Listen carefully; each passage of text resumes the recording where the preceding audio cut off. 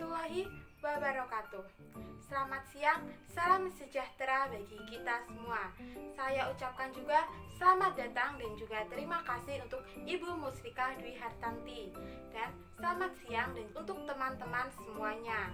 Perkenalkan, saya Desi Nurul Latifah dari Prodi Administrasi Perkantoran.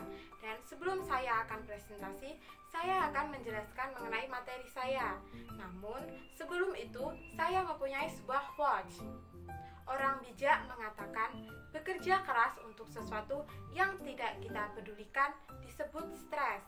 Sedangkan bekerja keras untuk sesuatu yang kita cintai disebut gairah. Artinya, jika tak bisa menyelesaikan dan segala sesuatu berjalan tanpa kendali kita, maka akan menciptakan stres. Tetapi dengan passion, segala sesuatu akan menjadi lebih ringan dan mudah karena melakukannya dengan penuh gairah. Maka, pada kesempatan siang hari ini, saya akan menjelaskan mengenai manajemen stres mahasiswa baru.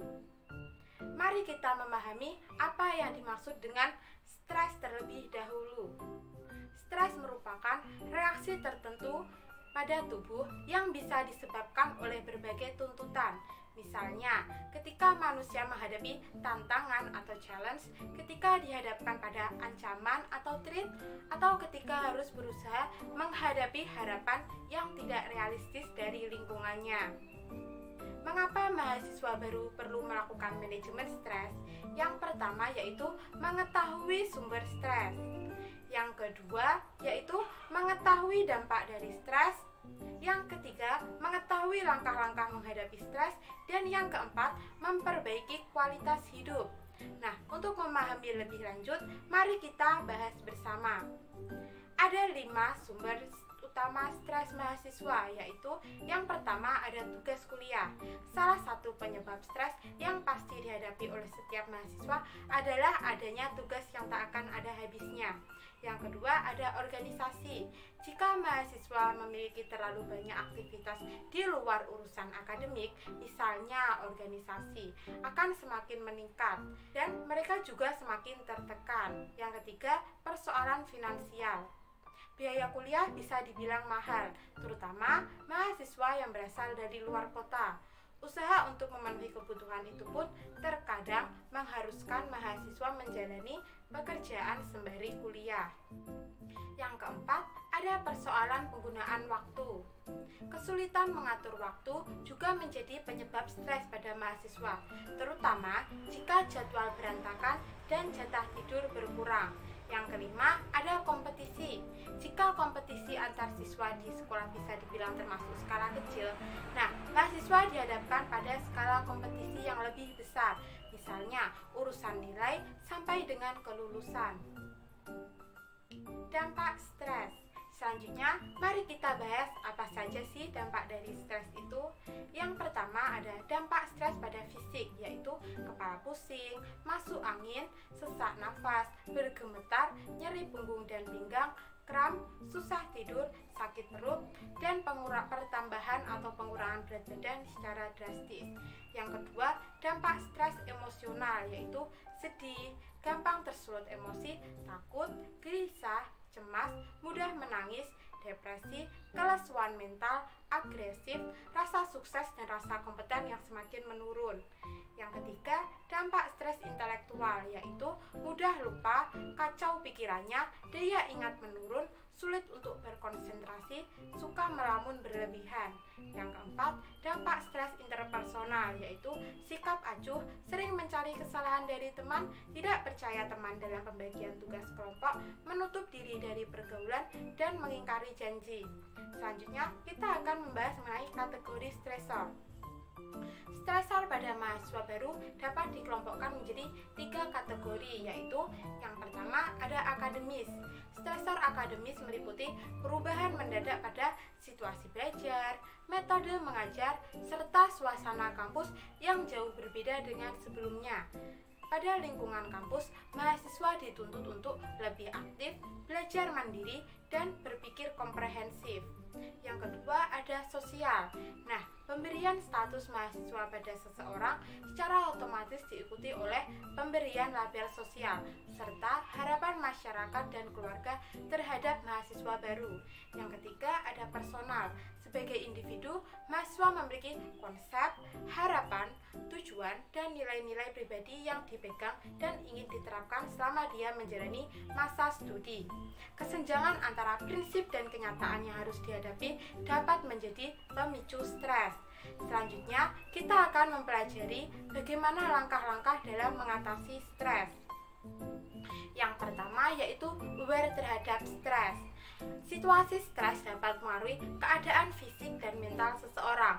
Aware terhadap stres berarti mampu mengenali tanda-tanda dari keberadaan situasi stres. Yang kedua, melakukan time out. Melakukan time out atau menyingkir sejenak. Saat keadaan memanas, time out akan memberikan kesempatan untuk melakukan cooling down. Yang ketiga, menyusun rencana self-care. Kesibukan melakukan tugas-tugas seringkali membuat orang mengabaikan kebutuhan diri sendiri. Menyisihkan waktu untuk melakukan self-care dapat mengurangi beban yang overload. Misalnya, tidur yang nyenyak, berolahraga, meditasi, sholat atau berdoa, atau relaksasi beberapa menit. Yang keempat, menyusun rencana pengelolaan waktu. Pengelolaan waktu melaksanakan pekerjaan atau tugas dengan menyusun rencana pola waktu, membuat prioritas dan jadwal akan membantu menghadapi situasi stres. Yang kelima, memecahkan problem bersama. Sebagai mahasiswa baru, seringkali kita berpikir bahwa kita harus dapat menyelesaikan semua masalah. Mengajak teman untuk berdiskusi bersama, memecahkan masalah sehingga dapat membantu mengembangkan kemampuan problem solving di kemudian hari. Yang keenam, mencari dukungan.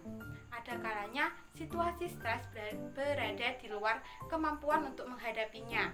Bila sudah demikian, mencari dukungan pada lingkungan dekat atau pergrup merupakan jalan keluar yang realistis. Selanjutnya kita akan membahas kunci sukses manajemen stres mahasiswa baru. Yang pertama yaitu beradaptasi dengan suasana belajar, metode mengajar, dan lingkungan kampus. Yang kedua, meningkatkan kepercayaan terhadap kemampuan diri dan memenuhi harapan sosial. Yang ketiga, melakukan penyesuaian dan mempertahankan diri. Yang keempat, memiliki keterampilan mengelola stresor. Yang kelima, mempersepsikan stres sebagai pengaruh positif. Selanjutnya kita akan bahas kesimpulan manajemen stres. Yang pertama ada stres. Pada dasarnya, stres merupakan respon tertentu dari tubuh terhadap adanya tuntutan dari luar. Yang kedua ada distres. Nah, kondisi stres tersebut dapat memberikan pengaruh negatif, disebut dengan distres. Distres terjadi ketika individu menginterpretasikannya sebagai sebuah ancaman, hambatan, atau gangguan, sehingga dia akan selalu merasa ketakutan untuk dapat menyelesaikan masalah tersebut. Yang ketiga ada eustress. Kondisi distres harus dapat diubah menjadi stres yang memberikan pengaruh positif atau eustress. Mahasiswa dapat menginterpretasikan stresor sebagai tantangan sehingga dapat meningkatkan motivasi individu untuk dapat menyelesaikannya dengan baik. Yang keempat, kesehatan mental. Dengan mengubah pengaruh negatif menjadi positif dapat termanifesti dalam bentuk kejadian atau tantangan yang menyenangkan yang memicu senyawa kimia dalam tubuh yang dapat menjaga kesehatan mental. Nah, sekarang kalian sudah paham kan bagaimana manajemen stres pada mahasiswa baru? Kalian bisa menerapkan manajemen stres tersebut ketika menghadapi stres di kuliah. Nah, pembahasan manajemen stres mahasiswa baru kali ini sudah selesai. Sekian presentasi dari saya. Terima kasih atas ketenangan Anda dalam mengikuti presentasi kali ini. Semoga dengan presentasi ini dapat menambah wawasan Anda, dan apabila ada tutur kata saya yang kurang berkenan di hati Anda, mohon untuk dimaafkan. Selamat siang dan sampai jumpa. Wassalamualaikum warahmatullahi wabarakatuh.